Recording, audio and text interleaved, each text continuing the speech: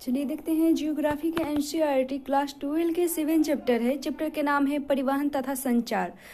देखेंगे परिवहन और संचार के बारे में। तो हम अपने दैनिक जीवन में अनेक वस्तुओं का उपयोग करते हैं। दंतमंजन या टूथपेस्ट से लेकर सुबह की चाय, दूध, कपड़े, साबुन तथा खाद्य पदार्थ आदि की हमें प्रतिदिन की आवश्यकता ही पड़ती है और इन सभी को बाजार से खरीदा जा सकता है। और क्या आपने कभी सोचा है कि इन वस्तुओं को अपने उत्पादन स्थल से किस प्रकार लाया जाता होगा? और सभी उत्पादन निश्चय ही खपत के लिए ही होते हैं और खेतों एवं कारखानों से तैयार सभी उत्पादों को उन स्थानों पर से लाया जाता है जहां से उपभोक्ता उन्हें खरीद सके। यह परिवहन ही है जो इन वस्तुओं को उत्पादन स्थलों से बाजार तक पहुंचाता है जहां से उपभोक्ता के लिए उपलब्ध होते हैं। हम अपने दैनिक जीवन में फल, शाक सब्जियां, किताबें एवं कपड़ा आदि जैसी भौतिक वस्तुएं ही नहीं उपयोग में लाते बल्कि विचारों, दर्शन तथा संदेशों का भी उपयोग करते हैं। और क्या आप यह जानते हैं कि विभिन्न साधनों के माध्यम से संचार करते समय हम अपने विचारों, दर्शन और संदेशों का विनिमय एक स्थान से दूसरे स्थान तक अथवा एक व्यक्ति से दूसरे व्यक्ति तक करते हैं। परिवहन तथा संचार का उपयोग एक वस्तु की उपलब्धता वाले स्थान से उसके उपयोग वाले स्थान पर ले आने की हमारी आवश्यकता पर निर्भर करता है। और मानव विभिन्न वस्तुओं, पदार्थों और विचारों को एक स्थान से दूसरे स्थान तक ले जाने के लिए विभिन्न विधियों का उपयोग करता है। निम्नलिखित आरेख परिवहन के प्रमुख साधनों को दर्शाते हैं। जैसे परिवहन के साधन देखें तो स्थल है, जल है और वायु है। तो स्थल साधन में है कि सड़क परिवहन, रेलवे परिवहन है, उसके बाद पाइपलाइनें हैं। उसके बाद जल परिवहन में देखें अंतःस्थलीय और सागरीय और महासागरीय मार्ग है। वायु परिवहन में है राष्ट्रीय और अंतर्राष्ट्रीय। तो स्थल परिवहन में देखते हैं भारत में मार्गों एवं कच्ची सड़कों का उपयोग परिवहन के लिए प्राचीन काल से ही किया जा रहा है और आर्थिक एवं प्रौद्योगिकी विकास के लिए साथ ही भारी मात्रा में सामानों तथा लोगों को एक स्थान से दूसरे स्थान तक ले जाने के लिए पक्की सड़कों तथा रेल मार्गों का विकास किया गया है। उसके बाद रज्जू मार्गों, केबिल मार्गों तथा पाइपलाइनों जैसे साधनों का विकास विशिष्ट सामग्रियों को विशिष्ट परिस्थितियों में परिवहन की मांग को पूरा करने के लिए किया गया है। सड़क परिवहन में देखें तो भारत का सड़क जाल विश्व का दूसरा सबसे बड़ा सड़क जाल है। इसकी कुल लंबाई लगभग 62.16 लाख वर्ग किलोमीटर है और यह प्रतिदिन सड़कों द्वारा लगभग 85% यात्री तथा 70% भारी यातायात का परिवहन किया जाता है और छोटी दूरियों के यात्रा के लिए सड़क परिवहन अपेक्षाकृत अनुकूल होती है। क्या आप जानते हैं कि शेरशाह सूरी ने अपने साम्राज्य को सिंधु घाटी इससे लेकर बंगाल की सेहनार घाटी तक सुदृढ़ एवं संगठित समेकित कर रखने के लिए शाही राजमार्ग का निर्माण कराया था और कोलकाता में से पेशावर तक जोड़ने वाली इसी मार्ग को ब्रिटिश शासन के दौरान ग्रैंड ट्रंक यानी जीरी रोड के नाम से पुनः नामित किया गया था और वर्तमान यह अमृतसर से कोलकाता के बीच विस्तृत है और भारत में द्वितीय विश्व युद्ध से पहले तक आधुनिक प्रकार का सड़क परिवहन अत्यंत सीमित था। पहला गंभीर प्रयास 1943 में नागपुर योजना बनाकर किया गया था। उसके बाद रजवाड़ों और ब्रिटिश भारत के बीच समन्वय के अभाव के कारण यह योजना क्रियान्वित नहीं हो पाई थी और स्वतंत्रता प्राप्ति के पश्चात भारत में सड़कों की दशा सुधारने के लिए एक 20 वर्षीय सड़क योजना 1961 में आरंभ की गई। हालांकि सड़कों का संकेंद्रण नगरों एवं उसके आसपास के क्षेत्रों में ही रहा और ग्रामीण एवं सुदूर क्षेत्रों से सड़कों द्वारा संपर्क लगभग नहीं के बराबर था। निर्माण एवं रख रखाव के उद्देश्य से सड़कों को राष्ट्रीय महामार्गों, राज्य मार्गों और प्रमुख जिला सड़कों तथा ग्रामीण सड़कों के रूप में वर्गीकृत किया गया था। चलिए देखते हैं राष्ट्रीय मार्ग के बारे में।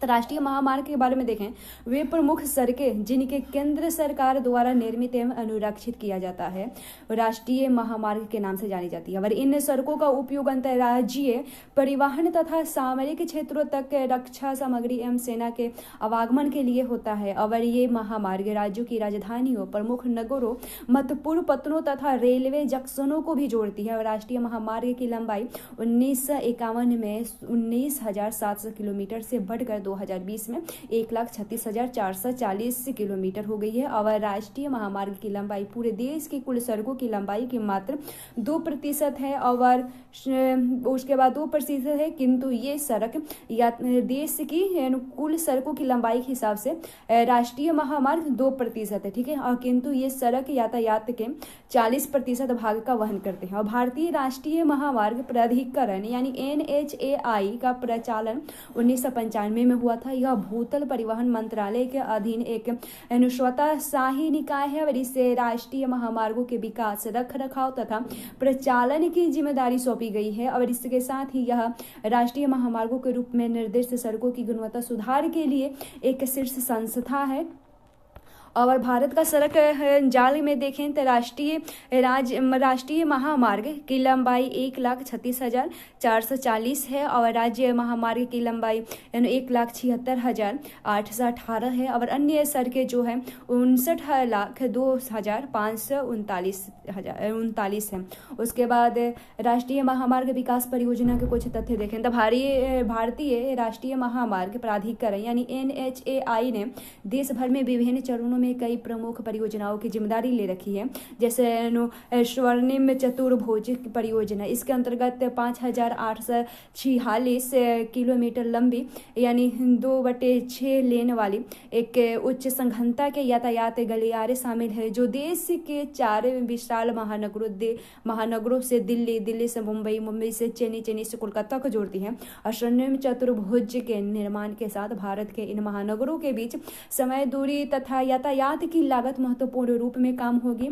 उसके बाद उत्तर पश्चिम तथा पूर्वी पश्चिम गलियारा, ये उत्तर पश्चिम गलियारे का उद्देश्य जम्मू और कश्मीर के श्रीनगर से तमिलनाडु के कन्याकुमारी यानी कोची सेलम पर्वत अश्वकंत सहित को 4,600 किलोमीटर 4,016 किलोमीटर लंबे मार्ग द्वारा जोड़ती है। और पूर्व एवं पश्चिम गलियारे का उद्देश्य असम में सिलचर से गुजरात में पोरबंदर को 3,640 किलोमीटर लंबे मार्ग द्वारा जोड़ती है। उसके बाद राज्य मार्गों के बारे में देखें। इन मार्गों का निर्माण एक अनुरक्षण राज्य सरकारों द्वारा किया जाता है और वे राज्य की राजधानी से जिला मुख्यालयों तथा अन्य महत्वपूर्ण शहरों को जोड़ती हैं। और ये मार्ग राष्ट्रीय महामार्ग से जुड़े होते हैं। इनके अंतर्गत देश की कुल सड़कों की लंबाई का 4% भाग आता है। और जिला सड़कें देखें तो ये सड़कें जिला मुख्यालयों तथा जिले के अन्य महत्वपूर्ण स्थलों के बीच संपर्क मार्ग का कार्य करती है। इनके अंतर्गत देश भर की कुल सड़कों की लंबाई का 14% भाग आता है। उसके बाद ग्रामीण सड़कें में देखें तो ये सड़कें ग्रामीण क्षेत्रों को आपस में जोड़ने के लिए अत्यंत महत्वपूर्ण होती है। और भारत की कुल सड़कों की लंबाई का लगभग 80% हिस्सा ग्रामीण सड़कों के रूप में वर्गीकृत किया गया है। और ग्रामीण सड़कों के घनत्व में प्रादेशिक विषमता पाई जाती है, क्योंकि ये भूभाग की प्रकृति से प्रभावित होते हैं। और एक प्रश्न है कि ग्रामीण सड़कों का घनत्व पर्वतीय, पठारीय एवं वनीय क्षेत्रों में बहुत कम क्यों होती है, व नगरीय केंद्रों से दूर ग्रामीण सड़कों की गुणवत्ता क्यों घटती चली जाती है। उसके बाद अन्य सड़कें में देखें तो अन्य सड़कों के अंतर्गत सीमांत सड़कें एवं अंतर्राष्ट्रीय महामार्ग आई है। और मई 1960 में सीमा सड़क संगठन BRO को देश की उत्तरी एवं उत्तर पूर्वी सीमा से सटी सामरिक दृष्टि से महत्वपूर्ण सड़कों के तीव्र और समन्वित सुधार के माध्यम से आर्थिक विकास को गति देने एवं रक्षा तैयारियों को मजबूत प्रदान करने के उद्देश्य से स्थापित किया गया था। और यह एक अग्रणी बहुमुखी निर्माण अभिकरण है। इसने अति ऊंचाई वाले पर्वतीय क्षेत्रों में चंडीगढ़ को मनाली जो हिमाचल प्रदेश में, मनाली तथा लेह जो लद्दाख में है, तो मनाली तथा लेह से जोड़ने वाली सड़क बनाई है। और यह सड़क समुद्र तल से औसतन 4,270 मीटर की ऊंचाई पर स्थित है। सामरिक दृष्टि से संवेदनशील क्षेत्र में सड़कें बनाने और अनुरक्षण करने के साथ साथ BRO अति ऊंचाइयों वाले क्षेत्रों में बर्फ हटाने की जिम्मेदारी भी संभालता है। अंतर्राष्ट्रीय महामार्गों का उद्देश्य पड़ोसी देशों के बीच भारत के साथ प्रभावी संपर्कों को उपलब्ध कराते हुए सद्भावपूर्ण संबंधों को बढ़ावा देना है। और क्या आप जानते हैं कि विश्व की सबसे लंबी राजमार्ग सुरंग अटल टनल जो 9.02 किलोमीटर की सीमा सड़क संगठन द्वारा बनाई गई है। और यह सुरंग पूरे साल मनाली की लाहौल स्पीति घाटी से जुड़ती है और पहले यह घाटी भारी बर्फबारी के कारण लगभग 6 महीने तक अलग थलग रहती थी और यह सुरंग हिमालय की परिपंजाल पर्वतमाला के में औसत समुद्र तल में 3000 मीटर की ऊंचाई पर अति आधुनिक सुविधाओं के साथ बनाई गई है। उसके बाद आप क्या जानते हैं कि भारतमाला एक प्रस्तावित बृहद योजना है जिसमें तटवर्तीय भागों से लगे हुए सड़कों की राज्यों की तटवर्तीय भागों से लगे हुए राज्यों की सड़कों का विकास या सीमावर्ती भागों तथा छोटे बंदरगाहों को जोड़ना है और पिछड़े इलाकों धार्मिक पर्यटन स्थलों को जोड़ने की योजना है। अवशेत भारतम परियोजना के अंतर्गत 1500 बड़े पुलों तथा 200 रेल ओवर ब्रिज या रेल अंडर ब्रिज का निर्माण है और लगभग 900 किलोमीटर में के नए घोषित किए गए राष्ट्रीय राजमार्गों के विकास के लिए जिला मुख्यालय जोड़ने की योजना है। उसके बाद देखते हैं रेल परिवहन के बारे में। भारतीय रेल जाल विश्व के सर्वाधिक लंबे रेल जालों में से एक है और यह माल एवं यात्री परिवहन को सुगम बनाने के साथ साथ आर्थिक दृष्टि से भी योगदान देता है। महात्मा गांधी ने कहा था, भारतीय रेलवे ने विविध संस्कृति के लोगों को एक साथ लाकर भारत के स्वतंत्रता संग्राम में योगदान दिया है। भारतीय रेल की स्थापना 1853 में हुई थी तथा मुंबई से थाने के बीच 34 किलोमीटर लंबी रेल लाइन निर्मित की गई थी। देश में भारतीय रेल सरकार का विशालतम उद्यम है। भारतीय रेल जाल की कुल लंबाई 6,07,956 किलोमीटर है और रेलवे ईयर बुक 2019 और 2020 के हिसाब से और इसका अति विशाल आकार केंद्रीकृत रेल प्रबंधन तंत्र पर अत्यधिक दबाव डालता है और अतएव भारतीय रेल को 16 मंडलों में विभाजित किया गया है। जैसे यहाँ भारतीय रेल मंडलों का मुख्यालय भी यहाँ है। जैसे रेल मंडल सेंट्रल है, इसका मुख्यालय मुंबई है। उसके बाद ईस्टर्न है, इसका मुख्यालय कोलकाता है। उसके बाद ईस्ट सेंट्रल है, इसका हाजीपुर मुख्यालय है। उसके बाद ईस्ट कोस्ट है, इसका मुख्यालय भुवनेश्वर है। उसके बाद नार्दर्न है, नार्दर्न का मुख्यालय नई दिल्ली है। उसके बाद नॉर्थ सेंटर है, इसका मुख्यालय इलाहाबाद है। उसके बाद नॉर्थ ईस्टर्न है, इसका मुख्यालय गोरखपुर। उसके बाद नॉर्थ ईस्टर्न फ्रंटियर है, इसका मुख्यालय मालीगांव यानी गुवाहाटी है। और नॉर्थ वेस्टर्न है, इसका मुख्यालय जयपुर है। उसके बाद सर्दर्न आता है तो इसका मुख्यालय चेन्नई है। उसके बाद साउथ सेंट्रल आता है, इसका मुख्यालय सिकंदराबाद है। उसके बाद साउथ ईस्टर्न है तो इसका मुख्यालय कोलकाता। उसके बाद साउथ ईस्टर्न सेंट्रल, इसका मुख्यालय बिलासपुर है। साउथ वेस्टर्न का मुख्यालय हुबली है और वेस्टर्न का मुख्यालय मुंबई है यानी चर्च गेट। और वेस्ट सेंट्रल है, इसका मुख्यालय जयपुर है।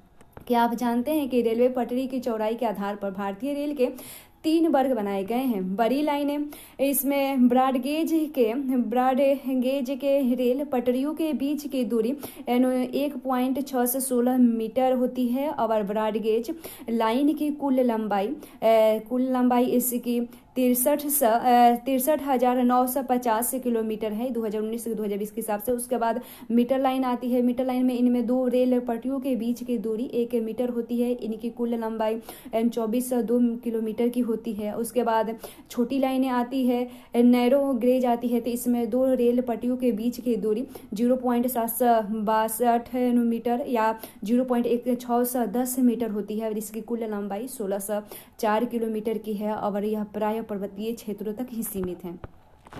भारतीय रेल ने मीटर तथा नैरो गेज रेल मार्गों के ब्रॉड गेज में बदलने के लिए व्यापक कार्यक्रम शुरू किया है। इसके अतिरिक्त वाष्प चालित इंजनों के स्थान पर डीजल और विद्युत इंजनों को लाया गया और इस कदम में से रेलों की गति बढ़ने के साथ उनकी धुलाई क्षमता भी बढ़ गई है और कोयले द्वारा चालित वाष्प इंजनों के प्रतिस्थापन से रेलवे स्टेशनों के पर्यावरण में भी सुधार हुआ है।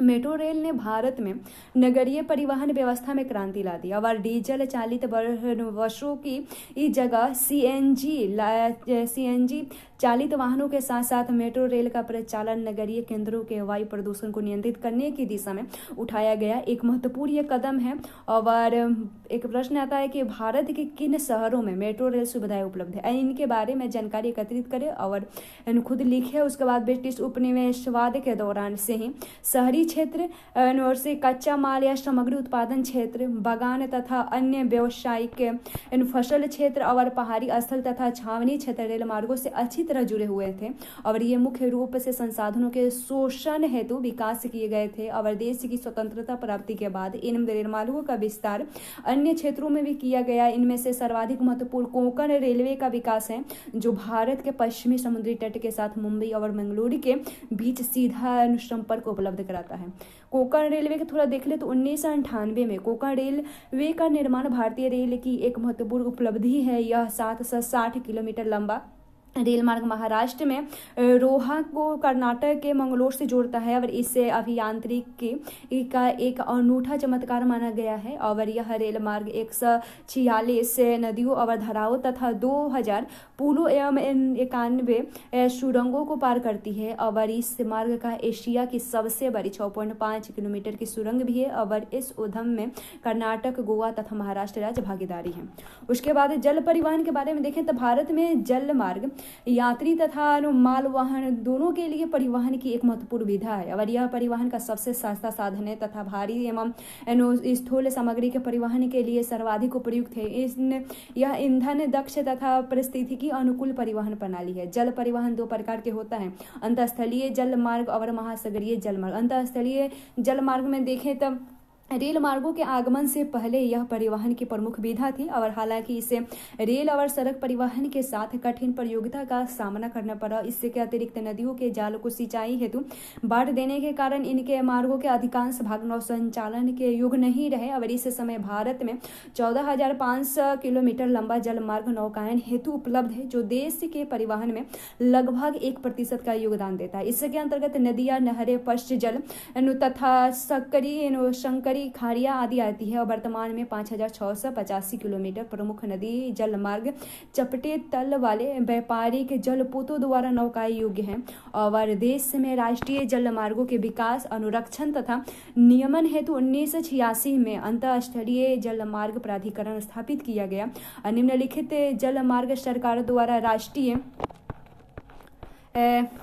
राष्ट्रीय जलमार्ग घोषित किए गए। और अंतःस्थलीय जलमार्ग प्राधिकरण ने 10 अन्य जलमार्गों की पहचान की, जिनका कोटि उन्नयन किया गया। और केरल के पश्चिम जल यानी कडल का अंतःस्थलीय जलमार्गों में अपना एक विशिष्ट महत्व है। ये परिवहन का सस्ता साधन उपलब्ध कराने के साथ साथ केरल में भारी संख्या में पर्यटकों को वो भी आकर्षित करती है। यहाँ की प्रसिद्ध नेहरू ट्रॉफी नौका द्वार यानी बलामकारी भी इसी पश्चिम जल में आयोजित की जाती है। उसके बाद जैसे भारत के राष्ट्रीय जल मार्ग जैसे यहाँ है, ये है राजमा इलाहा, ये विस्तार इसका राजमा का विस्तार है। राजमा एक है, इसका विस्तार जैसे राष्ट्रीय जल मार्ग भारत का राष्ट्रीय जल मार्ग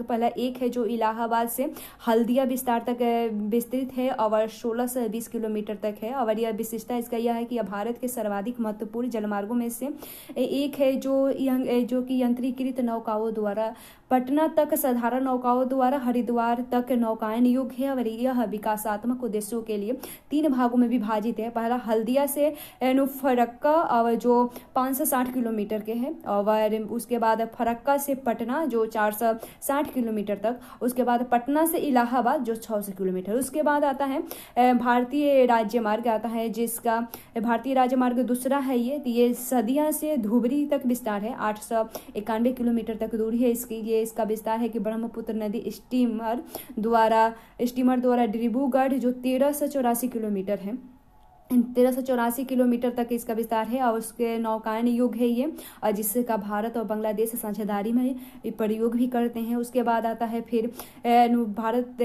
भारतीय राज्य मार्ग तीसरा है, ये उसके बाद इसका जो है कोटमपुरम से कोलम विस्तार तक है, ये 168 किलोमीटर तक है। इसके अंतर्गत पश्चिमी तट नहर 168 किलोमीटर के तक विस्तार है। इसके साथ ही चंपाकारा जो 14 किलोमीटर तथा उद्योग मंडल जो 23 किलोमीटर नहरें ये आती है। उसके बाद है फिर चौथा ये आता है भारत राज्य मार्ग, चौथा है ये काकीनाडा तथा पेंदुचेरी नहर स्ट्रीम के साथ साथ गोदावरी और कृष्णा नदी के विशेष विस्तार है। ये 1078 किलोमीटर तक है। उसके बाद आता है भारत के राज्य मार्ग पांचवा है ये मतई नदी, महानदी के डेल्टा चैनल और ब्राह्मणी नदी और पूर्वी तटीय नहर के साथ ब्राह्मणी नदी के विशेष विस्तार है।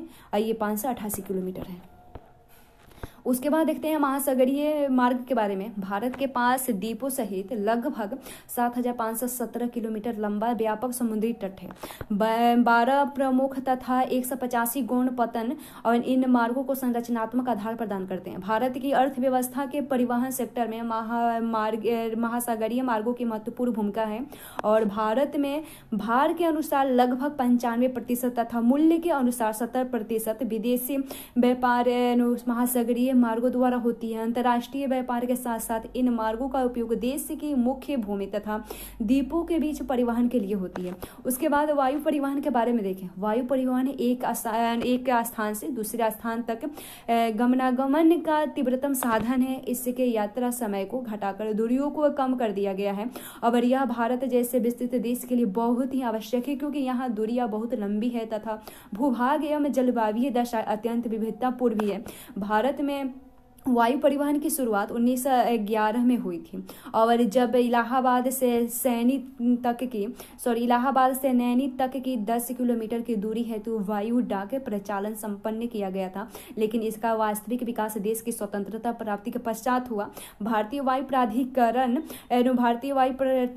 एयर अथॉरिटी ऑफ इंडिया भारतीय वायु क्षेत्र में सुरक्षित सक्षम वायु यातायात एवं वैमानिकी संरचना सेवाएं प्रदान करने के लिए उत्तरदायी है। और पवन हंस एक हेलीकॉप्टर सेवा है जो कि पर्वतीय क्षेत्रों में सेवारत है और उत्तर पूर्वी सेक्टर में व्यापक रूप से पर्यटकों द्वारा उपयोग में लाया जाता है। इसके अतिरिक्त पवन हंस लिमिटेड मुख्यतः पेट्रोलियम सेक्टर के लिए हेलीकॉप्टर सेवाएं उपलब्ध कराता है।